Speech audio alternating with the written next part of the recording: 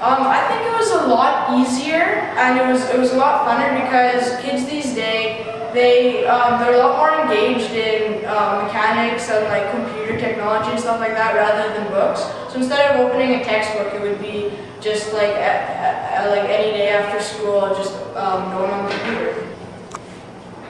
Mostly just because you're not using a usual textbook or notebook, and you're not writing anything down. Also, you're using computers more, so it feels more like you're in your own home, doing something in an environment you're set with. Because most young kids aren't always on the computer nowadays, so it's a lot better if you're working on a computer than having to write everything down. Because not a lot of people write stuff down. In my opinion, the best things about Teen Second Life is that it uses like one of most students' favorite things, which is the computer to teach you, which makes things a lot more funner. Because if someone had to write something down on paper or type it up on a computer, they would definitely choose a computer. So it was basically like a game that taught you something. I think in the future they should develop more things like this. Learning about culture through Teen Second Life was similar to learning it through textbooks and essays and such, because we learned all the material that was needed, just in a different format. I think that kids enjoyed this format a lot better because it was something similar to what they use in everyday life, which is technology.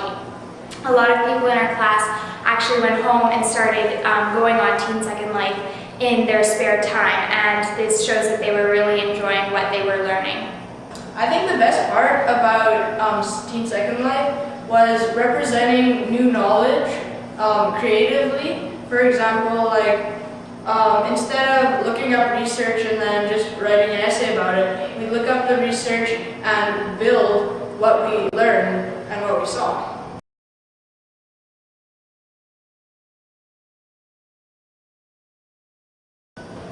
Definitely I do, because at the beginning of the unit we were asked to make a map describing what we thought culture was, and at the end, after everything that we've learned, we were asked to make another culture map.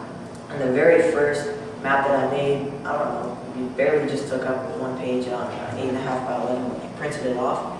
But then my other one, it took up a huge, like, almost poster board sized piece of paper, because it definitely expands your knowledge using Teen Second Life.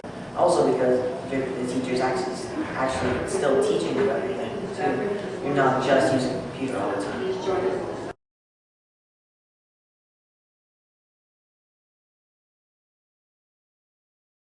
I think teachers should definitely take the risk and go for it in using Second Life in their daily curriculum.